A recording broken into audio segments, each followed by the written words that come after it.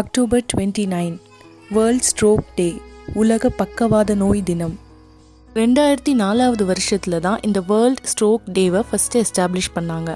அதுக்கப்புறம் WHO world stroke organisation அப்படின்ற ஒரு அமைப்பு 2006 இந்த நாளை அனௌன்ஸ் பண்ணாங்க.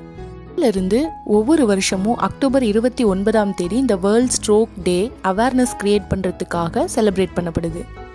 இந்த நாளோட முக்கியமான நோக்கம் என்ன அப்படின்னா, ஸ்ட்ரோக் எப்படி ப்ரிவென்ட் பண்ணுறது, அதோட காசஸ் என்ன, அதை பற்றி உலகத்தில் இருக்க எல்லா மக்களுக்கும் அவேர்னஸ் க்ரியேட் பண்ணுறதுக்காகவும், டைம்லி ட்ரீட்மெண்ட் எடுத்துக்கிட்டால் இதோட இம்பேக்டை குறைக்க முடியும் அப்படிங்கிறத எல்லாருக்கும் புரிய வைக்கிறதுக்காகவும் தான் இந்த நாளை செலிப்ரேட் பண்ண ஸ்டார்ட் பண்ணாங்க. மூளைக்கு போகிற ரத்த ஓட்டம் தடைப்படுறதுனாலையும் அங்கே இருக்க ரத்த குழாய் வெடிப்பாகிறதுனாலையும் ஏற்படுற ஒரு மெடிக்கல் கண்டிஷன் தான் இந்த ஸ்ட்ரோக் அப்படின்றது. மூளைக்கு போகிற ரத்த ஓட்டம் பாதிப்பாகிறதுனால அதுக்கு கிடைக்க வேண்டிய ஆக்சிஜன் கிடைக்காம போயிடும். அதனால் ஒரு பக்கத்தினோட மூளை செயலிழந்து போயிடும். அது காரணமாக ஒரு சைடு இருக்க முகம், கை, கால் இதெல்லாமே செயலிழந்து போயிடும். சில பேருக்கு பேச்சு வராது, கை கால் அசைக்க முடியாது.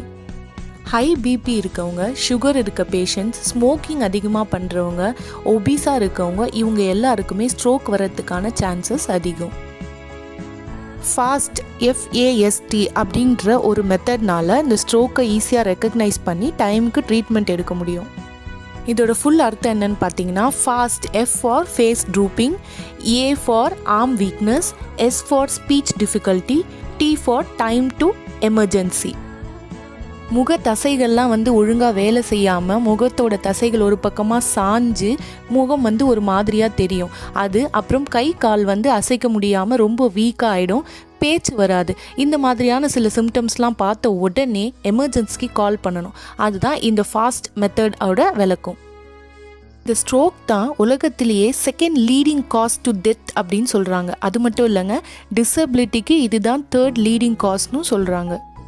2025 தீம் என்னன்னு பார்த்தீங்கன்னா, எவ்ரி மினிட் கவுண்ட்ஸ். அதாவது ஒவ்வொரு நிமிடமும் ரொம்ப முக்கியம். ரேப்பிட் ஆக்ஷன் கண்டிப்பாக ரொம்ப முக்கியம்.